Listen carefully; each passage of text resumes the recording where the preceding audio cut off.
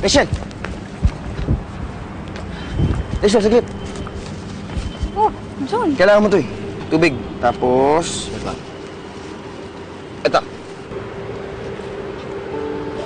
Ano to? Dahon ng bayabas. Ang kontrahilo daw eh. Effective? At least ipangiti kita. Lagi kasi nakakunot yung mukha mo. Salamat ah. Buti nagparamdam ka ulit. Nag-healing period lang. Eh, para makasama ko ulit sa gera. June. Joke. Hindi kita alokin ng kasal. Pero Rachel, seryoso. Nandito lang ako, ha? Hindi kita tatantanan. Basta nandito lang ako kahit anong gusto mo gagawin ko. Talaga? May papabili ka ba? Ano? Kung nakakabili lang sana ng instant presents ni Santi, no? Bababili ako sa'yo ng madaming. Jun, kailangan ko lang siya makausap. I need an explanation. I need an assurance. Kailangan ko marinig sa kanya na ayaw niya na. Natapos na kami. O kaya, sabihin niya sa akin kung kailangan kong maghintay kasi maghihintay naman ako eh. Maghihintay kami ng baby ko. Siya lang talaga yung kailangan mo, no?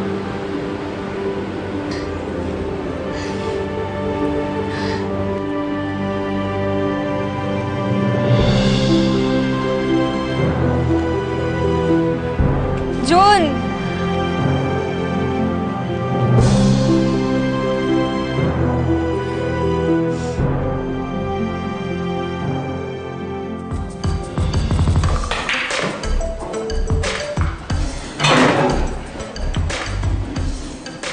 Yes? Do you need something? Paano ko makakontakt si Santi? Kapal naman pala talaga ng mukha mo punta sa teritoryo namin ng mag-isa. Bakit? Sino backup mo? Si Rachel ba? Gusto ko lang tulungan si Rachel. Ano, sasabihin niyo ba kung paano ko makakontakt si Santi o magtatapon tayo ng oras dito? Hindi, sige dude. Ibigay na natin. Pero, subukan muna natin kung gaano niya kailangan yung number ni Santi.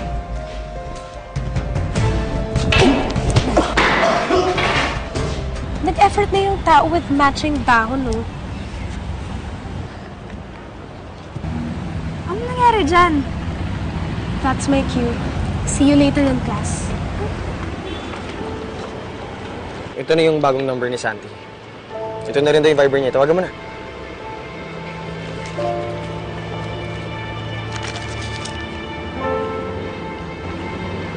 Saan mo ito nakuha?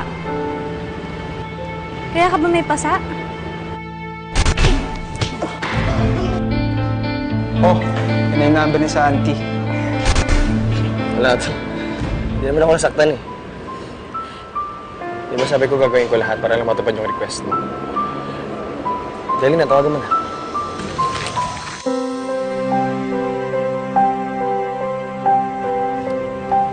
Thank you, Jun, ah.